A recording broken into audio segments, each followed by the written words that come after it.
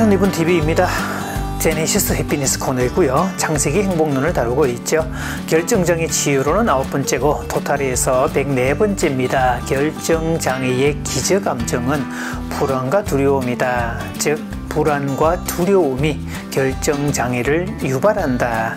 이런 말씀을 드립니다. 천재들, 머리가 똑똑한 사람들도 결정장애를 가질까? 이런 물음을 던져봅니다. 그렇다면 삼국지에 나오는 총나라의 책사, 제갈량, 제갈공명은 결정장애가 있었을까? 이 사람과 유래된 사자성어 중에 7종 7금이라는 내용이 있죠.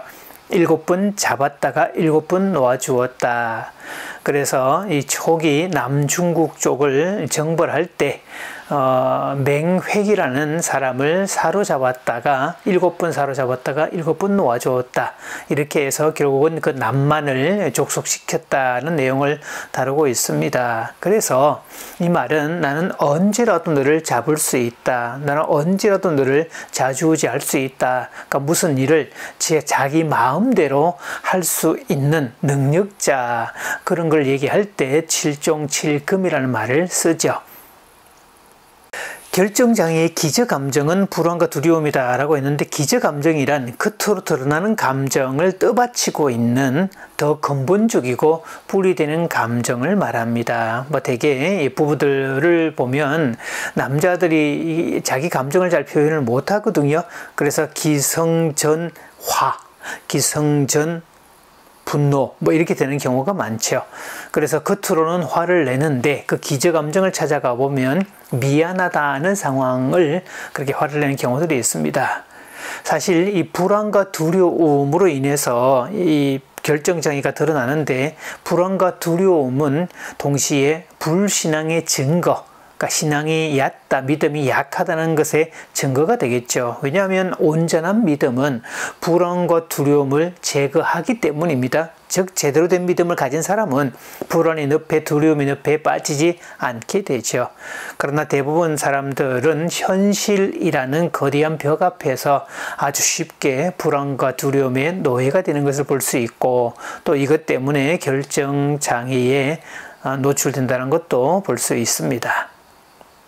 북왕국의 선지자 엘리사에게는 게하시라는 시종이 있었습니다. 사환이었죠. 아람 왕이 쳐들어왔을 때 엘리사의 이 시종 게하시는 두려움에 빠져 벌벌 뜹니다. 왜냐하면 현실만 바라보았고 쳐들어온 아람 군대의 숫자만 보았기 때문이었죠. 이때 아람 왕, 지금의 시리아 지역에 있었던 고대 왕국인데요. 자, 북쪽 이스라엘과 가장 인접해 있었기 때문에 북쪽 이스라엘을 들어 침공을 하는데, 이스라엘을 침공하면 이스라엘이 모든 것을 다 알고 대비를 하더라. 마치 올 것을 다 알고 있었다는 뉘앙스가 풍기었죠.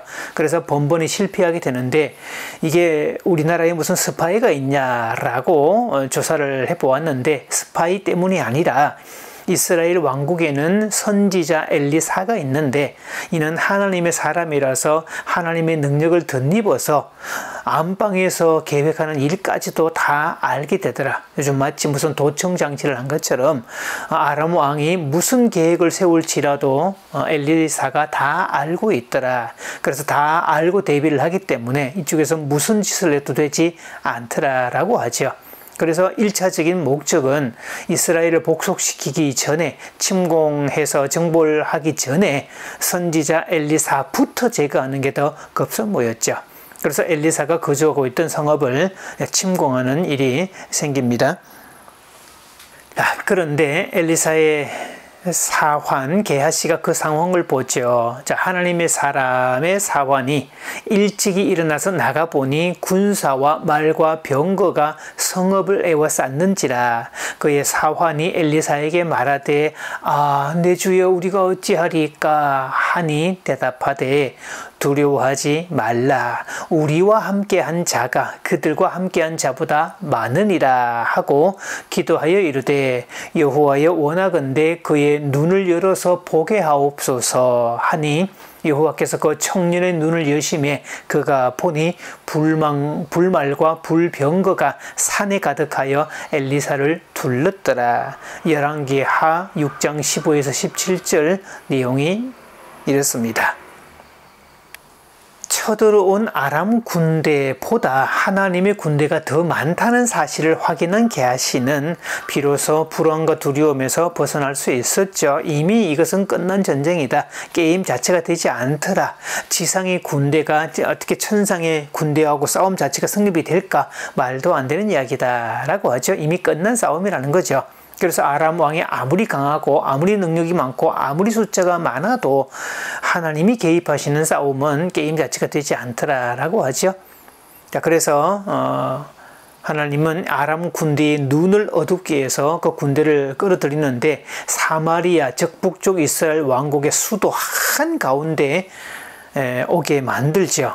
그래서 아람 군대가 눈을 떠보니 자기들이 사마리아 한복판에 있다는 것을 알게 되었죠. 이것은 꼼짝없이 죽었다는 뜻입니다. 빼도 박도 못할 상황이고 힘 한번 못 써보고 몰살을 당할 수밖에 없는 이스라엘 왕국 입장에서는 도간에 든 쥐가 되는 그런 대상인데, 자, 그러면 한 방의 처리를 끝내고 후환을 없앨 수도 있는 그런 상황인데 엘리사는 이들을 고이 돌려보내라고 얘기를 하죠.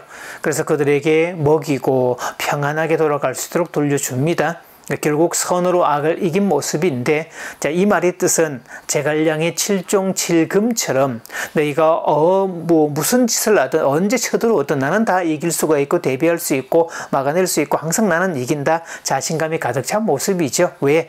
하나님을 배경으로 두고 있기 때문에 가능하더라.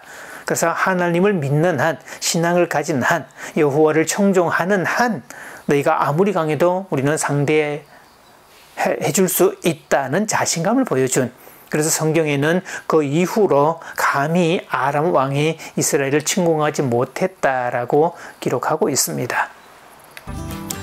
그래서 결정장애의 치유법은 온전한 믿음이다. 온전한 믿음을 가지면 결정장애는 자동으로 치유가 된다.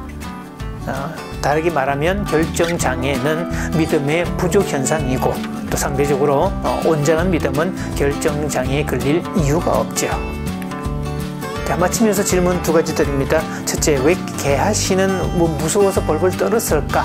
두 번째, 왜 엘리야는 아람 왕의 군대를 곱게 돌려보냈을까?